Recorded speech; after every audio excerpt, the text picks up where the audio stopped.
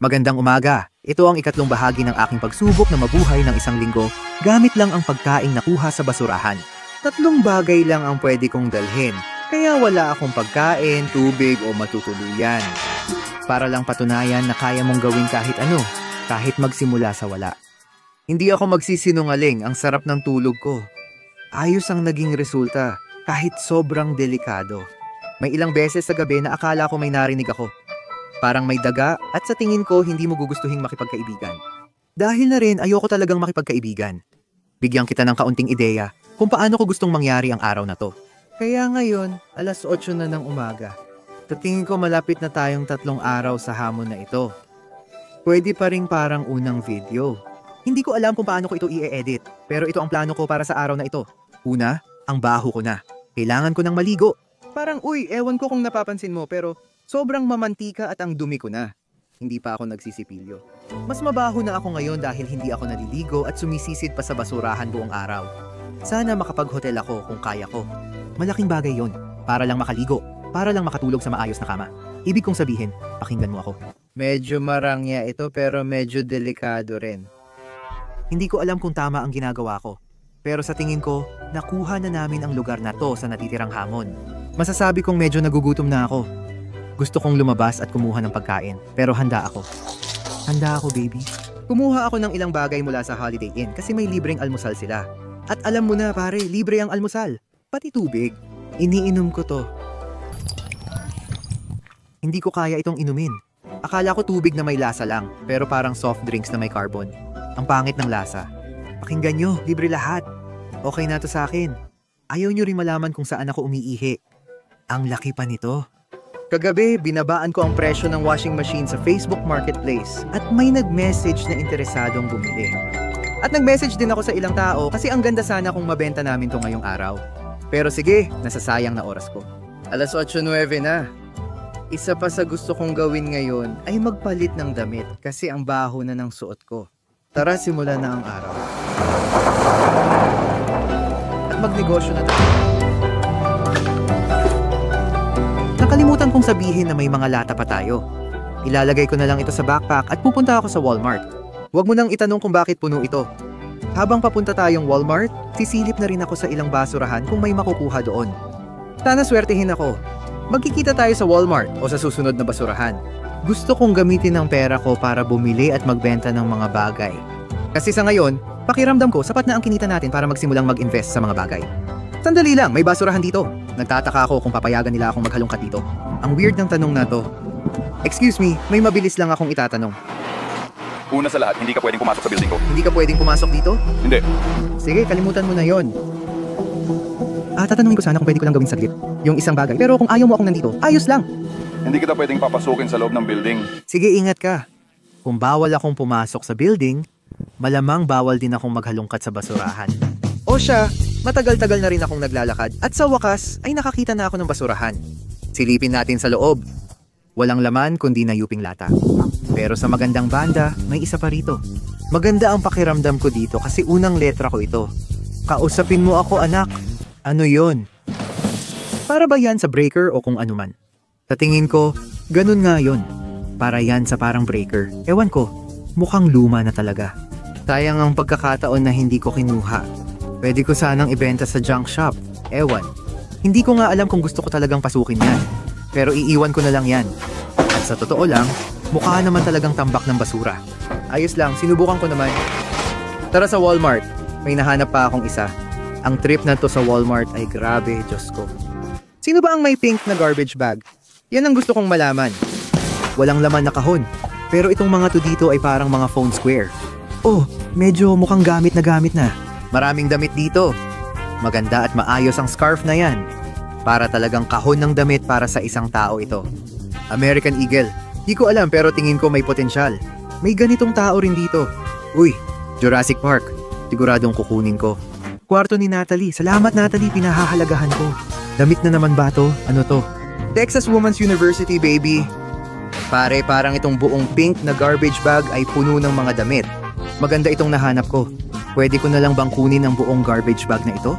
Ibenta natin ang mga gamit na to sa Plato's Closet para makita kung magkano ang makukuha natin. Kukunin ko na lang ang buong bag nang hindi tinitingnan ng laman. Sige, mahirap sigurong mag-video habang dala ko ang trash bag, pero dadalhin na natin ito. Pupunta tayo sa Plato's Closet. Mukhang di na ako pupunta sa ibang dumpster, pero magkikita pa rin tayo mamaya. Sandali, may dumpster pala sa dulo. Wala na akong lugar para sa mga paninda. Totoong basura ba yan? Totoong basura. Sige, punta tayo sa Walmart at ayan, nandito na tayo. Sobrang init, pero nakarating tayo sa Walmart. Ibabalik lang natin ang mga lata. Tatawagan ko muna si Pops. Tatanungin ko kung gusto niyang magkita dito. Kumusta ka? Salamat, ikaw din. Itatapon ko na itong maduming tubig at papalitan ko ng ordinaryong tubig. Oh mga tol, naglalakad kami mula Walmart ngayon. Tingnan niyo to. Sigurado akong magandang senyales ang malalaking basurahan na ganito. May makukuha kaya diyang sulit talunan? Duda ako kasi kakabakante lang nila dito at puro drywall lang nilagay ko. Kaya kung may hinahanap kayong wire, malamang... MC, sige, ayos, salamat. Oh, walang problema. Dahan-dahan lang. Wala talagang laman doon, mukhang bagong linis kasi. May dala pa akong malaking bag ng damit.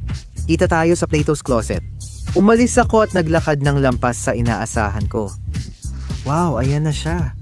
Hindi ako nag-alala sa paglalakad ng malayo dahil alam kong kikita kami sa pagbebenta ng damit. Napagtanto ko ito habang papunta rito. Dapat nilagay ko na lang sa backpack ang mga damit. Nandyan si Pop sa kabila at nandito na tayo. Sira-sira na rin ang bag na to. Pero tara, pasok tayo dito. Sana kumita tayo ng pera sa mga damit na to. Sana swertehin. Hello? Pakilagay ito sa sahig para sa akin. Sa sahig? Ipapaalam ko lang ng mga 40 minutong hintayan ito. 45? Sige. Mas matatagalan pala ito kaysa akala ko. Nagpa siya akong mag-ikot-ikot muna sandali hanggang makarating kami sa likod ng Plato's Closet. Ayon sa kanila, 45 minuto raw ang kailangan para sa review. Mabilis na update, nasa 69.01 tayo ngayon. Ang araw na ito ay para kumita ng pera. May can return tayo at kukuha pa ng pera sa Plato's. Sandali, tinamaan ako ng matinding attention deficit disorder. Sa tingin ko, iyon na ang dumpster ng Plato's Closet. Sisilipin ko pero mukhang wala namang laman. Walang basura dito kundi... Grabe, mga kahon pala ito ng sapatos? Di ako makapaniwala. Kaya pala doon nila nilalagay lahat ng mga kahon nila. Itinatapon nila lahat yon, pero may nakuha akong astig. May isang lalaki na ang pangalan ay Nathan na nagsabi na gusto niya yung washing machine na meron tayo. Sabi niya, pwede niya itong kunin ngayon, mga alas 7 ng gabi. May ilang oras pa tayo bago dumating yon at gusto ko talagang malaman ng isang bagay. Salamat sa pagsakay. Paano kita matutulungan? Ano ang pinakamurang hotel para sa isang gabi? Ngayong gabi, 129 para sa 2 queen na kama. 129 para sa 2 queen bed, tama? At pagkatapos, $124 para sa king size na kama. 124. Sige, maraming salamat. Walang problema. Sige, paalam. Grabe, 129. Ang mahal, pare. Iisipin ko na lang. Kasama na dyan ang almusal at hotel. Tapos na ang paliligo at luho. Maghanap pa tayo ng basurahan, sana swertihin at makakuha ng magandang pera sa Plato's Closet. Sige, gawin na natin to.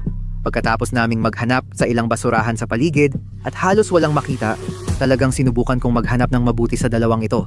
Pero puro karton lang talaga ang laman. Pagkahalungkat sa mga basurahan, mabilis lang lumipas ang 45 minuto at nandito na kami ulit. Makinig ka, masaya na ako sa 5 piso. Tara, pasok na tayo. Hello, oo, sige. Salamat sa pagbebenta sa amin. Kailangan naming isauli ito. Nagustuhan namin ang football winterwear at panlalaking damit na dinala mo. May ilang makukulay na disenyo na hindi namin kinuha at di mo na kami tumatanggap ng basic dahil marami na. Ibabalik namin ito sa'yo. Gusto mo bang i-donate ito o... Ibig sabihin, ni isa wala kayong kukunin? Wala kaming kinuha ngayon o. Sige, akin na lang ito. Pwede ko ring ibenta lahat sa inyo ng $1. Ayos lang ako. Sigurado ka ba? Oo, ayos lang ako. $1.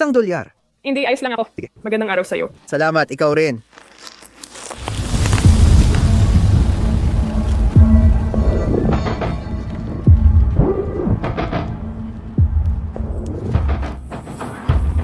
Alam mo ba kung anong ibig sabihin nito ngayon?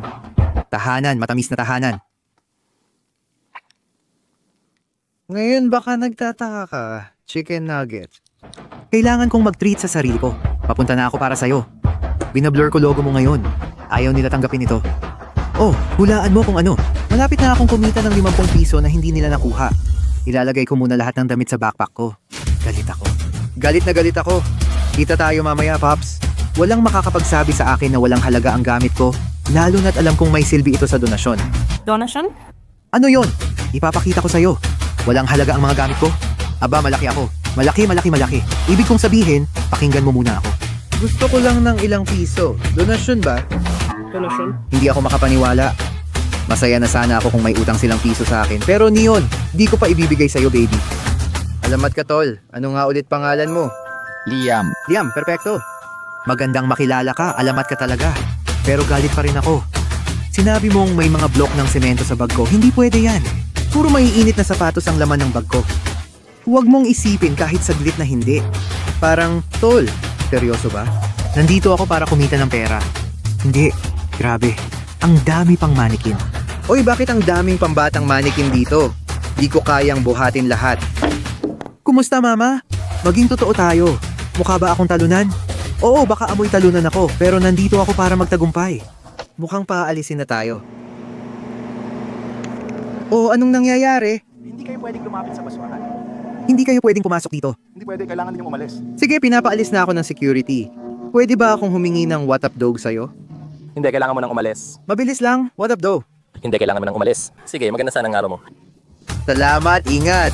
Grabe araw na to, pare. Una, si Play-Doh nandito. Wala akong nakuha, tapos pinaalis pa ako. Hindi ko na rin magawa ang pinagkakakitaan ko. Paano ba dapat to gumana? Alam mo yun, pare, palubog na ang araw. Halos wala akong nagawa ngayong araw. Sayang lang ang araw na to. Ang ingay pa nito. Sayang, buong araw akong naglakad doon. Grabe, hindi ako binati ng taong yun. Sabi niya, umalis ka na. Sa tingin ko, stress eating na ako. Lalo na kasi kumakain ako habang stressed ako. Emily, maligayang pagdating. Ito ang iyong tahanan. Huwag mong ipaalam sa asawa ko na dinala kita rito. Habang kinakain ko ito, napaisip akong impulsive ang desisyon ko. Pero okay lang kasi ang sarap talaga. Kumuha ako ng tsaa at tuwang-tuwa ako. Ngayon ay alas 7:03 na. Nasayang ang araw ko sa paglalakad. Sa magandang banda, sabi ng tropa kong si Nathan na papunta na siya. Di mo alam gaano ako kasabik. Malapit na itong lumaki. Kamusta? Ikaw ba si Nathan? Ako si Nikki. Kumusta ka, Nikki? Nag-message din ako sa'yo tungkol sa washing machine. Ako ang namamahala ng food pantry sa hangganan ng Detroit at Redford. Ay, seryoso? Ibibigay ko ito sa isa sa mga pamilya. Nagbibiro ka ba? Nagbibiro ka ba talaga? Ikinagagalak kitang makilala. Ay grabe, ang galing naman yan. Ang astig talaga. Sige, ipapakita ko sa inyo ang paligid. Sa madaling salita, ito muna ang maliit na setup natin ngayon. Okay? Makinig ka muna, ha? May temperature control dito. Iniisip ko kung paano makatipid sa simpleng paraan. Ibig kong sabihin, pare, ang daming bagay. Siguro ito na yung pinaka-sketchy.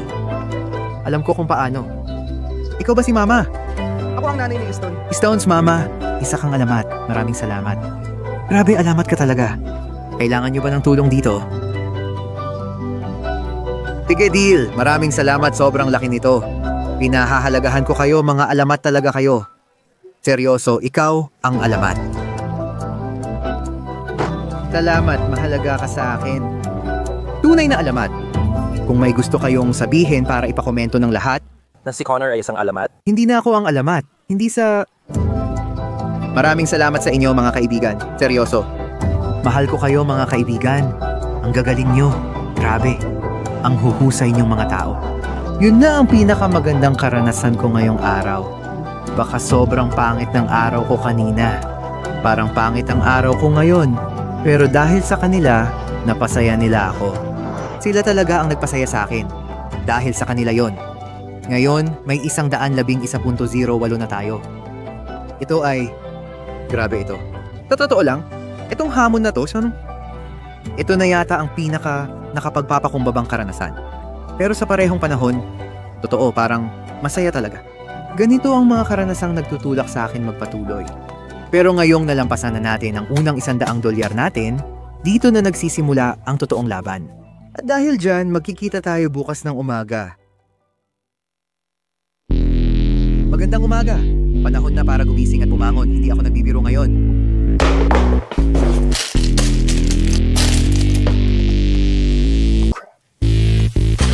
Ngayong naka-100 na tayo sa hamon, panahon ng gamitin ng maayos ang pera. Bumili ng mura, magbenta ng mahal. Saan ba pinakamainam mag-invest ng pera? Sa garage sale. Hindi sapat ang maglakad ng ilang milya para lang sa 1 o 2 garage sale. Kaya kinuha ko ang cellphone ko para maghanap ng garage sale finder.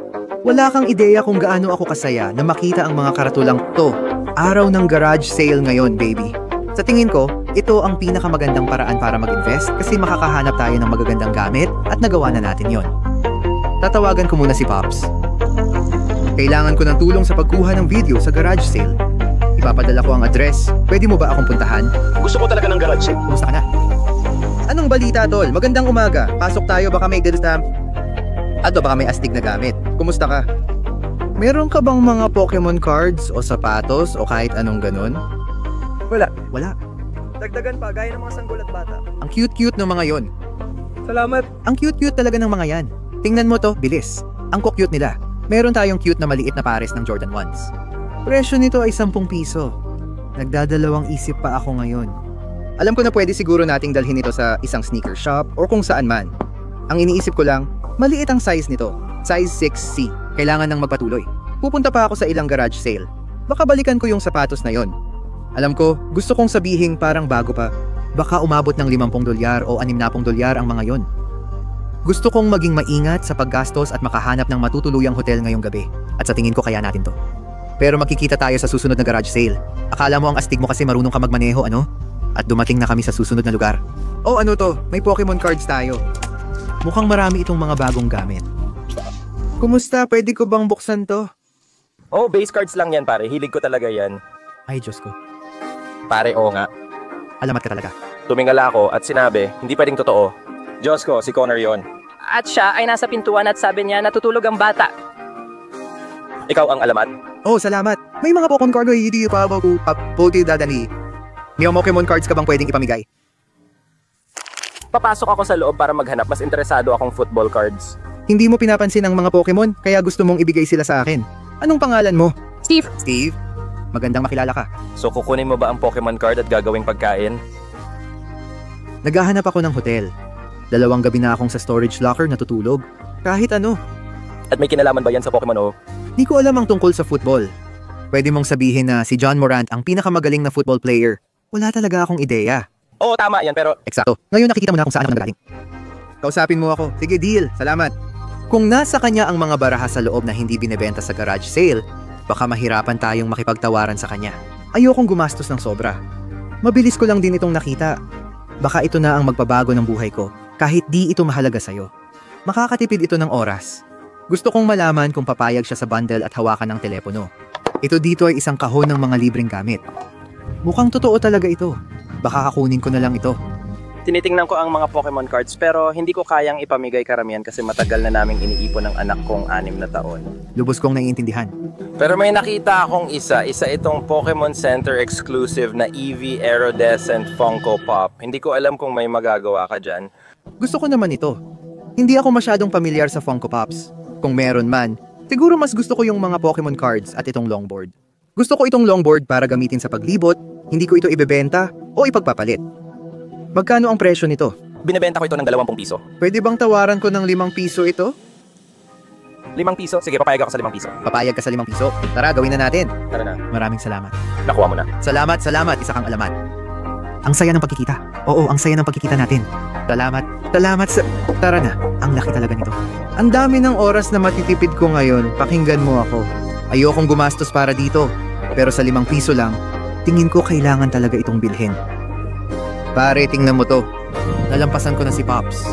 Ang saya ng pakiramdam habang tumitingin ako sa bawat garage sale, pero wala talagang tumatak sa akin. Kumusta ka?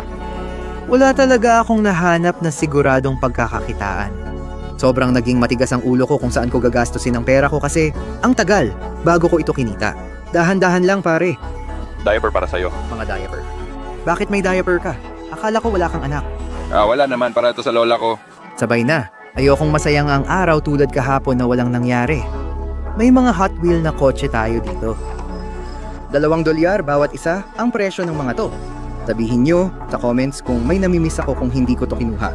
Kaya nagpatuloy ako sa paghahanap at tinanong ko ulit ang parehong tanong. Mayroon po ba kayong mga barahan ng Pokemon?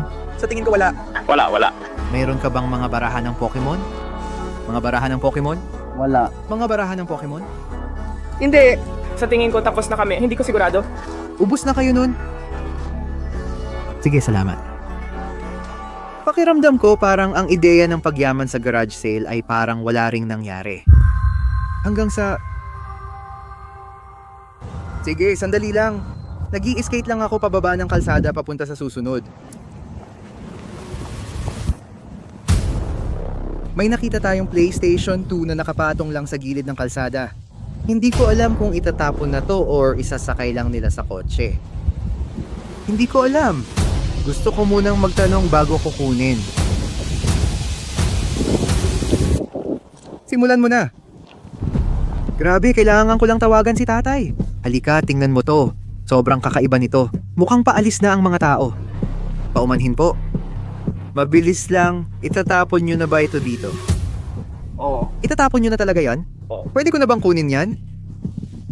Sige, ayos. Salamat. Naghahanap ka pa ba ng iba? Naghahanap pa ako ng iba. Maglalabas ako ng ilang gamit dito sa susunod na 15-25 minuto. Marami akong stereo equipment at mga speaker na ilalabas ko rin. Sige. Kaya, Alam mo ba kung merong controller para dito? grabe. Hindi ko alam. Sige, maraming salamat. Diyos ko. Ay nako. Pakinggan mo ang laki. PlayStation, 2 lang. Itinatapon na nila ito. Nagbibiro ka ba? Ito parang cable box yata ito. Pakiramdam ko dapat kunin ko na lang ito. Lalo na yung video home system player. Pero nagdadalawang isip pa rin ako. Kukunin ko ang PlayStation. 2. Pakiramdam ko kailangan kasi nakaimbak lang. Laka player ba yan? Turntable yan. Turntable? Malamang kukunin ko yung turntable.